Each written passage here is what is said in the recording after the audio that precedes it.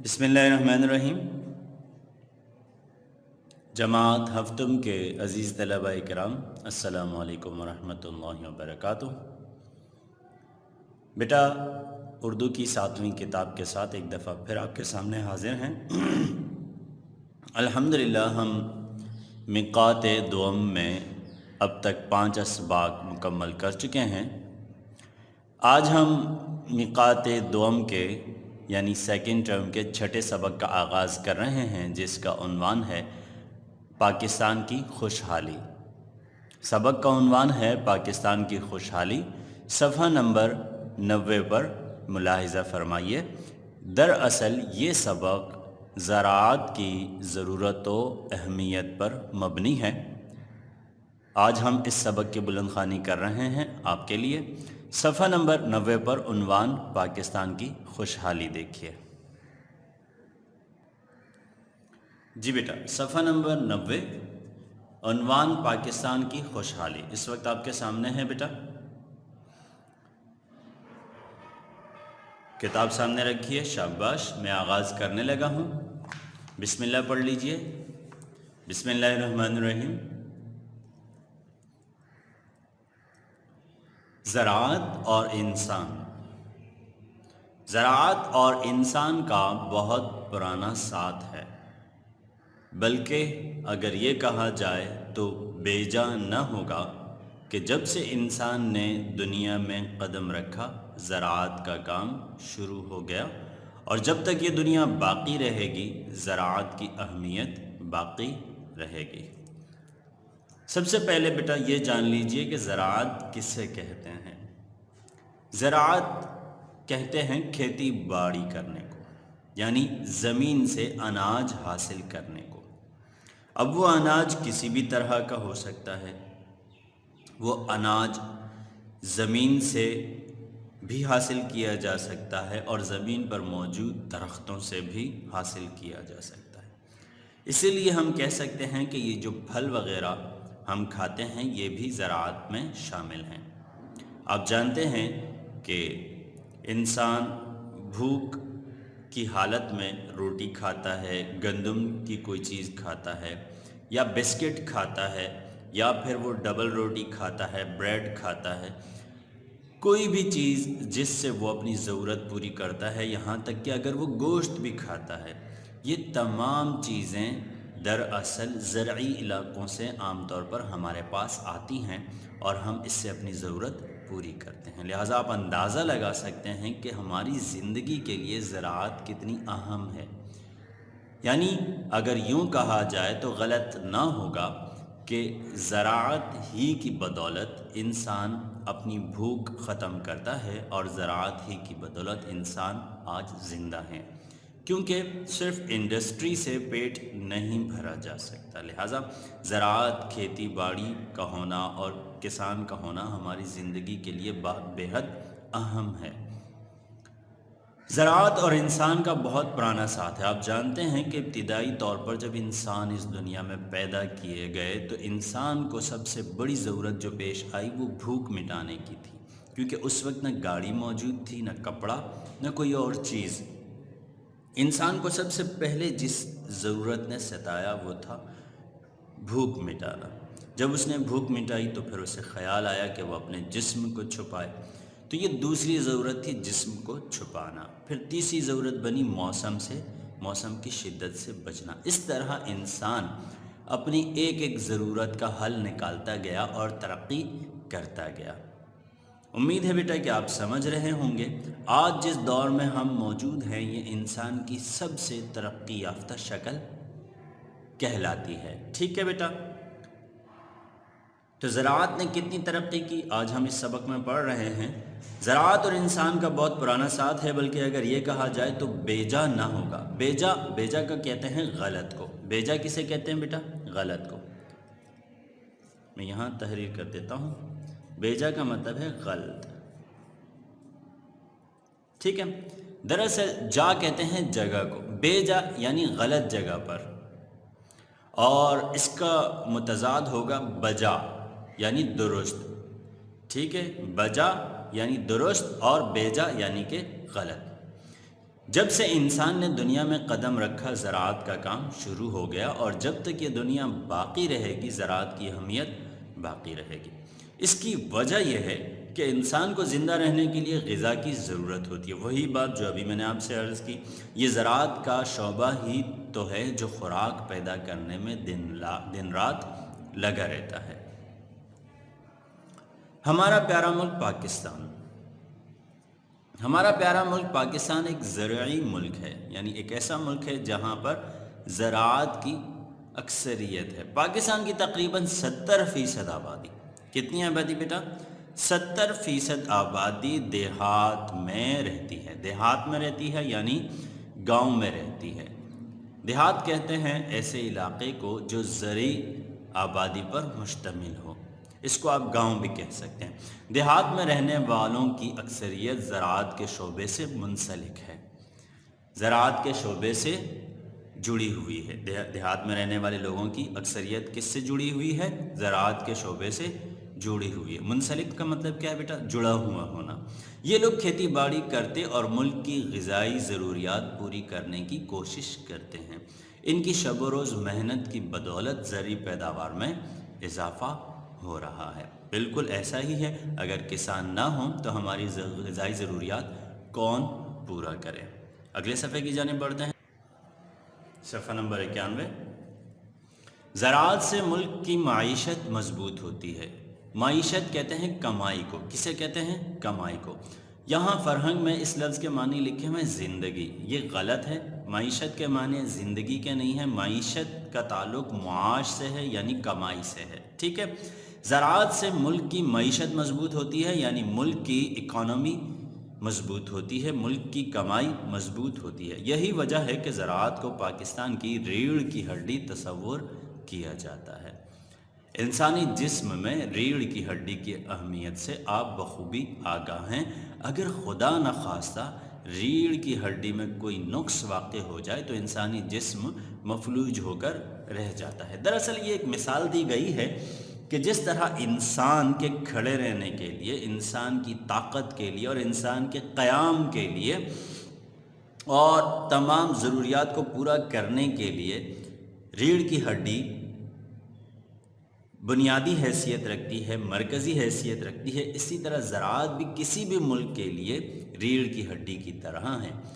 آپ جانتے ہیں بیٹا کہ ریڑھ کی ہڈی میں اگر کوئی فالٹ ہو جائے، کوئی مسئلہ پیدا ہو جائے، کوئی نقص آ جائے تو کیا ہوتا ہے؟ انسان فالج زدہ ہوتا ہے، اس کا جسم مفلوج ہو جاتا ہے، یعنی کام کے قابل نہیں رہتا۔ مفلوج کا مطلب کیا ہے؟ فالج زدہ ہونا۔ مفلوج کا مطلب کیا ہے؟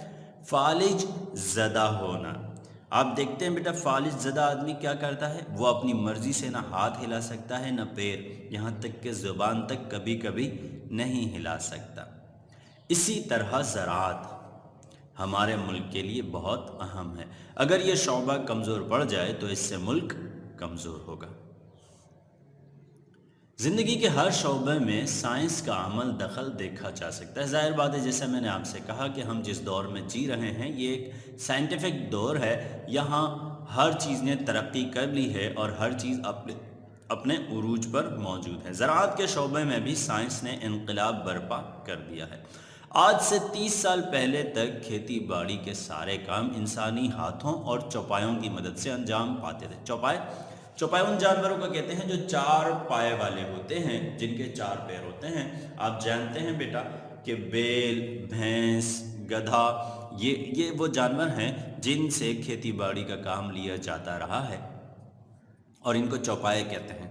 کھیت میں ہل چلانے، کنویں سے پانی نکالنے، گندم کی کٹائی کرنے اور گنے کا رس نکالنے کے لیے چوپایوں سے کام لیا جاتا تھا، یعنی ان 4 پیروں والے جانوروں سے کام لیا جاتا تھا۔ اب سائنسدانوں نے کھیتی باڑی کے ہر کام کے لیے مشینیں ایجاد کر لی ہیں۔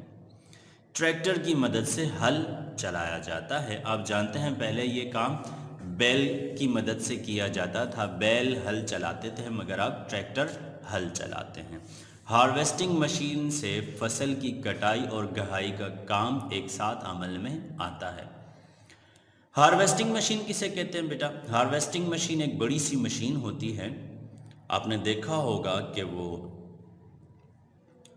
ٹینک کی طرح رول کرتی ہوئی چلتی ہے، اور وہ کیا کرتی ہے، اس کے چلتے ہی اس کے آگے ایک باڑ سی لگا دی جاتی ہے جس کے ذریعے سے فصل کاٹی جاتی ہے، اور ساتھ ساتھ ہی جیسے جیسے فصل کٹتی چلی جاتی ہے ویسے ویسے ہی گہائی کا کام ہوتا ہے۔ یہ لفظ کیا ہے؟ گہائی۔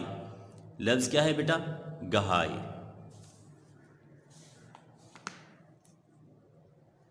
گہائی کے معنی کیا ہیں؟ گہائی کے معنی ہے دانہ الگ کرنا۔ گہائی کے معنی کیا ہے بیٹا؟ دانہ الگ کرنا۔ آپ جانتے ہیں بیٹا کہ گندم، چاول، باجرہ وغیرہ میں خوشے ساتھ ساتھ ہوتے ہیں، ٹھیک ہے، یعنی وہ ڈنڈیاں ان کے ساتھ ہوتی ہیں، لہٰذا دانے کو ڈنڈی سے الگ کرنا پڑتا ہے۔ اس کو انگلش میں تھریشنگ کہتے ہیں۔ کیا کہتے ہیں؟ تھریشنگ۔ اور اردو میں بھی اس کے لیے کبھی کبھار بعض لوگ گاؤں دیہات میں یہ لفظ استعمال کرتے ہیں، تھریشر کرنا۔ کیا کہتے ہیں؟ تھریشر کرنا۔ تھریشر کا مطلب یہی ہوتا ہے دانہ الگ کرنا۔ تو اس مشین کے ذریعے سے کیا ہوتا ہے کہ نہ صرف فصلیں اب کٹتی چلی جاتی ہیں بلکہ دانے الگ ہوتے بھی چلے جاتے ہیں۔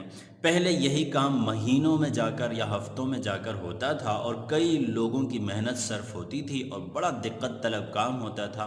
پہلے تمام فصل کو کاٹنا، جو کہ کئی کنالوں پر اور کئی بہت بڑے بڑے میٹرز پر ایک ایک فصل ہوتی تھی، اور بعض دفعہ تو میلوں تک فصلیں ہوتی تھیں اور ان کو کاٹا جاتا تھا انسانی ہاتھوں کے ذریعے سے، پھر ان کے دانے الگ کیے جاتے تھے۔ تو ایک بہت ہی دقت طلب اور مشقت طلب کام تھا، مگر اب اس مشین کے ذریعے یہ کام بہت آسان ہو گیا۔ Tube well. ٹیوب ویل سے کھیت سیراب کیے جاتے ہیں۔ غرض مشینوں سے کسان کے کام میں تیزی آ گئی۔ ٹیوب ویل آپ جانتے ہیں بیٹا، پہلے ایسے تھا کہ نہر بنائی جاتی تھی، نہروں کے ذریعے سے کھیتوں کو پانی دیا جاتا تھا، مگر اب کیا کر دیا گیا ہے، ایک چھوٹا سا کیا مشین ہی کہہ لیں، ایک چھوٹی سی ٹینکی نما بنائی جاتی ہے اور اس کے آگے ایک مشین لگا دی جاتی ہے اور اس کے ذریعے سے کھیتوں کو سیراب کیا جاتا ہے۔ سیراب کہتے ہیں پانی دینے کو، سیراب کرنا یعنی کہ پانی پلانا۔ غرض مشینوں سے کسان کے کام میں تیزی آ گئی ہے اور کام پہلے کی نسبت تیز رفتاری سے ہوتا ہے۔ زرعی سائنسدان، یعنی وہ سائنسدان جو زراعت کے شعبے سے وابستہ ہیں، جو زراعت پر تجربے کرتے رہتے ہیں، زرعی سائنسدان کہلاتے ہیں۔ زرعی سائنسدان دن رات تجربات کرتے رہتے ہیں، وہ خوب سے خوب تر کی تلاش میں نئے نئے طاقتور بیج تیار کرتے ہیں۔ یہ نئے بیج زیادہ پیداوار دیتے ہیں۔ آپ جانتے ہیں بیٹا کہ کھیت میں فصل تبھی ہوتی ہے جب بیج بویا جاتا ہے، اگر بیج نہ بویا جائے تو کھیت بنجر رہتے ہیں، ٹھیک ہے۔ اب سائنسدانوں نے یہ کیا کہ انہوں نے نئے طرح کے بیج ایجاد کیے جن میں یوریا وغیرہ بھی شامل ہوتا ہے۔ یوریا کہتے ہیں کھاد کو، کھاد بھی شامل ہوتی ہے، اور آپ جانتے ہیں کہ جس فصل میں کھاد ڈالی جائے وہ زیادہ جلدی اور زیادہ طاقتور فصل دیتی ہے اور کم دنوں میں وہ فصل دیتی ہے۔ اس لیے اب سائنسدانوں نے کیا کیا کہ بیج کے ساتھ ہی کھاد کو بھی استعمال کرنا شروع کر دیا۔ اس طرح بیجوں کی طاقت بڑھ گئی اور ان سے زیادہ جلدی فصل حاصل ہونے لگی۔ یہ نئے بیج زیادہ پیداوار دیتے ہیں، اس کے علاوہ ان میں بیماریوں کے خلاف قوت مدافعت بھی زیادہ پائی جاتی ہے۔ قوت مدافعت یعنی سیلف ڈیفنس، بیماریوں کے خلاف سیلف ڈیفنس بھی زیادہ پایا جاتا ہے۔ ان بیجوں کی بدولت یعنی ان بیجوں کے ذریعے فی ایکڑ پیداوار میں خاطر خواہ اضافہ ہوتا ہے۔ آپ جانتے ہیں بیٹا کہ زمین کے الگ الگ پیمانے ہوتے ہیں۔ گاؤں دیہات میں عام طور پر فصلوں کے لیے جو پیمانہ رکھا گیا ہے وہ ہے ایکڑ کا، ٹھیک ہے۔ تو اب کیا ہوا کہ ان کھاد اور بیجوں کے استعمال سے کیا ہوا کہ فصل میں اضافہ ہونے لگا۔ اب وہ فصل جو ایک ایکڑ سے مثال کے طور پر اگر 10 بورے گندم حاصل ہوتی تھی، تو اب کیا ہونے لگا کہ ان بیجوں کے استعمال سے وہ پیداوار بڑھ گئی اور اب وہ فی ایکڑ جہاں سے 10 بورے حاصل ہوتے تھے اب وہاں سے 50 بورے فصل حاصل ہونے لگی۔ اس طرح کسان بھی مالدار ہونے لگے اور خوشحال ہونے لگے اور ملک کو بھی پیداوار زیادہ ملنے لگی۔ اس اضافے سے ملک کو بہت زیادہ فائدہ ہوتا ہے۔ زیادہ پیداوار ہوگی تو ملک خوراک کے معاملے میں خود کفیل ہوگا۔ خود کفیل ہوگا کا مطلب کیا ہے؟ خود کفیل کا مطلب ہے اپنی کفالت خود کرنا، اپنی کفالت خود کرنا، یعنی اپنے بل بوتے پر اپنی ضروریات خود پوری کرنا۔ ملک خود کفیل ہوگا یعنی ملک اپنی ضروریات خود پوری کرے گا اور دوسرے ممالک سے اسے ضرورت کی کوئی چیز خریدنی نہیں پڑے گی۔ اسے خوراک کے معاملے میں دوسرے ملکوں کا محتاج نہیں ہونا پڑے گا۔ اگر باہر سے خوراک درآمد کی جائے تو اس پر قیمتی زر مبادلہ خرچ ہوتا ہے۔ زر مبادلہ کسے کہتے ہیں؟ زر مبادلہ کہتے ہیں بدلے کی رقم۔ زر مبادلہ کسے کہتے ہیں بیٹا؟ بدلے کی رقم۔ اس کو ہم یہاں پر معاوضہ کے طور پر نوٹ کرتے ہیں، معاوضہ۔ آپ جانتے ہیں بیٹا کہ جب کوئی ملک دوسرے ملک سے اپنی ضرورت کی چیزیں خریدتا ہے، درآمد کرتا ہے یعنی کہ خریدتا ہے، تو پھر اسے بہت بڑی کروڑوں یا اربوں روپے کی ایک ساتھ رقم دینی پڑتی ہے۔ اس طرح ملک کی اکنامی متاثر ہوتی ہے، ٹھیک ہے۔ لیکن جو ملک دوسرے ممالک پر چیزیں بیچتے ہیں وہ مالدار ہوتے چلے جاتے ہیں، اور جو ملک دوسرے ممالک سے چیزیں خریدتے ہیں وہ غریب ہوتے چلے جاتے ہیں۔ لہٰذا زراعت کے معاملے میں چونکہ ہم خود کفیل ہیں، لہٰذا اس طرح ہماری بہت بڑی رقم بچتی ہے، بلکہ نہ صرف بچتی ہے، ہم دوسرے ممالک کو بھی وہ چیزیں فروخت کرتے ہیں اور اس طرح بہت بڑی رقم ان سے حاصل کرتے ہیں۔ اس کے برعکس اگر ہم اپنی ضرورت سے زائد اناج پیدا کریں تو ہم اسے دوسرے ملکوں کو برآمد کر کے زر مبادلہ کما سکتے ہیں، جیسا کہ میں نے آپ کے سامنے عرض کیا۔ ٹھیک ہے بیٹا، فی الحال آج کے لیے اتنا ہی۔ کل ہم انشاءاللہ اس سبق کی مزید بلند خوانی کریں گے۔ کافی طویل سبق ہے، انشاءاللہ اگلے حصے میں اسے مکمل کریں گے۔ آج کا کام نوٹ کر لیجئے۔ آج کا کام یہ ہے کہ آپ اس سبق کا سر ورک اپنی کاپی میں بنائیں گے۔ انشاءاللہ مزید سبق کے ساتھ کل دوبارہ حاضر ہوں گے، تب تک کے لیے اجازت دیجیے۔ السلام علیکم ورحمۃ اللہ وبرکاتہ۔